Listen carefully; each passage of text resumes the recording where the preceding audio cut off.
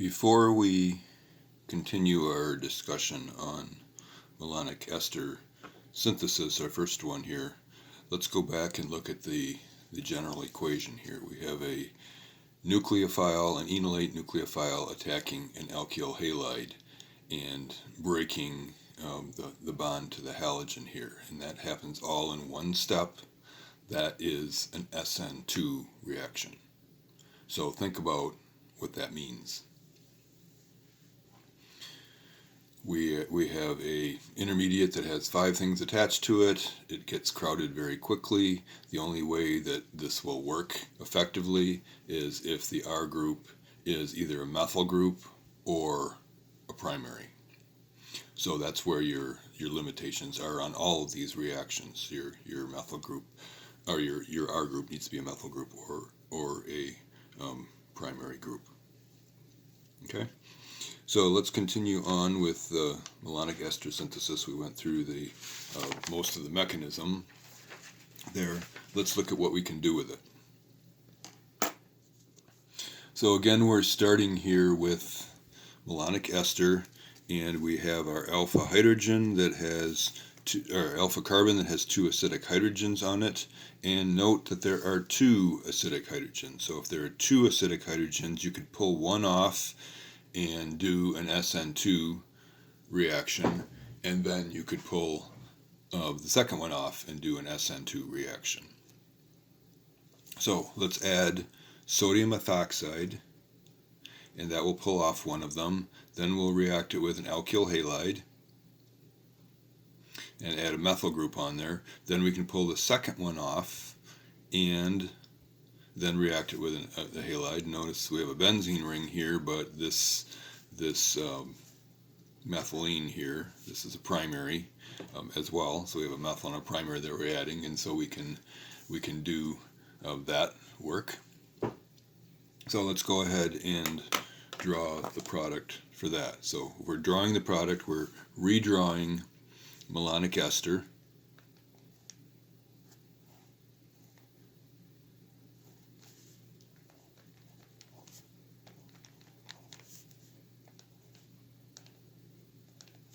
Using our ET for abbreviation of ethyl group. And then we're replacing both of these hydrogens with the appropriate alkyl group. So we replaced one of them with a methyl group, and we placed the other one with a benzyl group. Methylene and a phenyl ring there. So that's 4 steps there. Deprotonate, SN2, deprotonate, SN2, and then we can finish it off with our 5th step, which is adding H3O and heating it. So remember, H3O is going to convert both of these esters back to carboxylic acids, and then the heating is going to blow off one of these as carbon dioxide.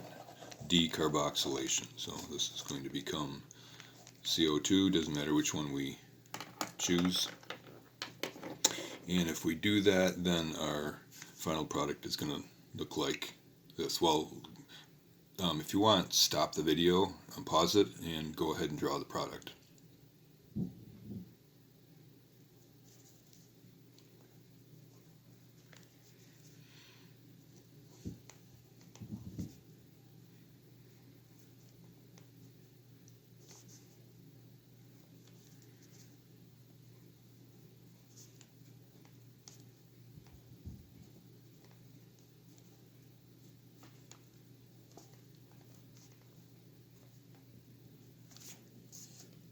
So if you drew this product, you are well on your way to training your brain on how to do malonic ester synthesis.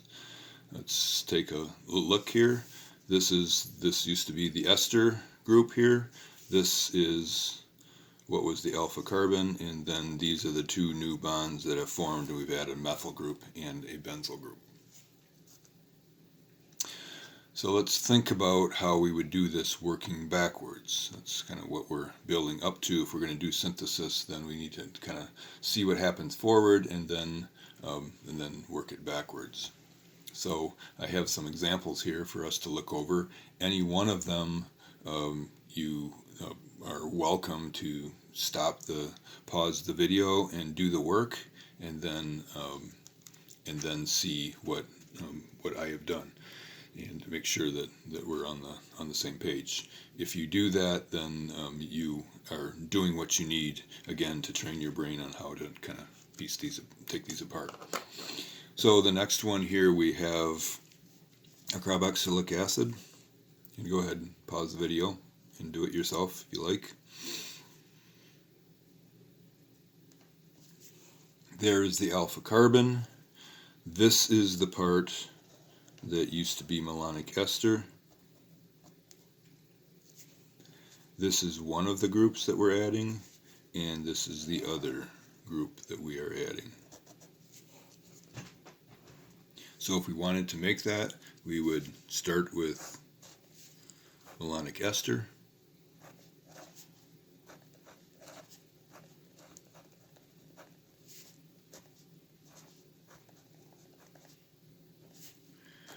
It has 2 alpha hydrogens, and we would first add a base to pull off one of those hydrogens. Then we would add one of these alkyl groups, if we're going to add this big alkyl group here. Then we have,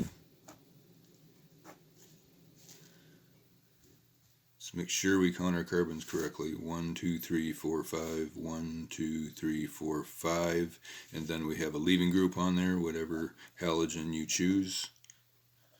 So this is an isopentyl group. Then we pull off another mole of hydrogens with another mole of base, and then we add our other alkyl group. And if we add a methyl group, we can add it as methyl iodide, methyl bromide, methyl chloride. Again, methyl iodide is the only one that is liquid at room temperature. The others are gases, so it's easier to deal with. And then the last thing we're going to do is to convert both of these esters into carboxylic acids by adding H3O. And we are going to add heat to do the decarboxylation, which blows off one of the 2 acids, leaving your final product. Okay, next one, again, turn off or pause the video and see what you can figure out on your own. Then turn it back on.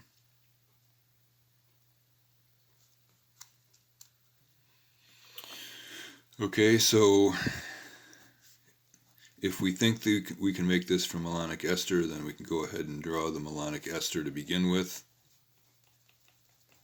If we're going to try to figure out how this works, well, yeah, so let's take a look at this. Here's our alpha carbon, and that alpha carbon is part of a ring. So when we see a ring, what's the first thing we do? Everybody? We freak out, right? Because it doesn't look like anything we've ever seen in our life before. So go ahead and freak out. And when you're done with that, then we will take a look at it. Okay, so this is the part that came from malonic ester, and on the alpha carbon we have a group here and a group here, and it just so happens that they are attached to each other. And so what we're going to have is this chain with a halogen here and a halogen here. Not quite as bad as it seems. So we're going to have to add one halogen, one end of the chain, and add the other end of the chain. And so if we do that, we can actually add 2 moles of sodium ethoxide to begin with. And then we can add our chain, which is, again, 1, 2, 3, 4 carbons long. 1, 2, 3, 4, and then an appropriate halogen on each end of it. So first this end will add, and then there'll be an alkyl chain with bromine flapping in the breeze, and then when it deprotonates the second one, then it will reach around and grab that second end. And so we have these, again, not a bad idea to number. 1, 2, 3, 4. Used to be an alkyl or halogen here, used to be a halogen there. Okay, again, pause the video and see what you can do with this next one on your own.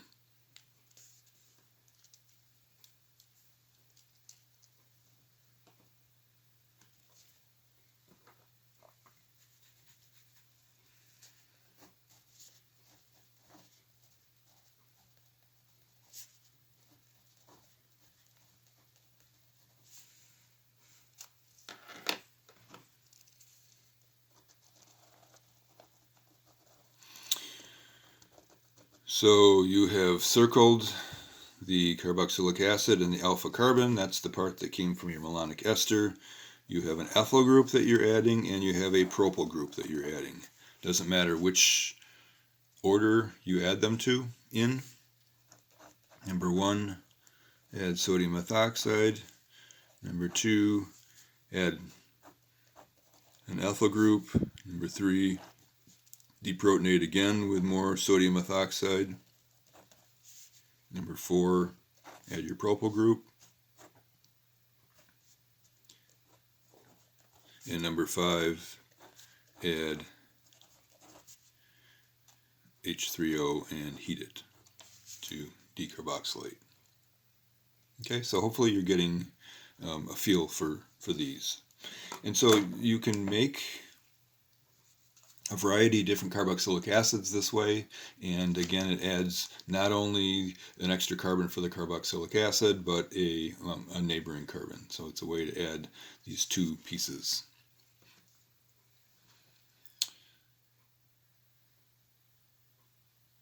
And I think that we will stop at that point.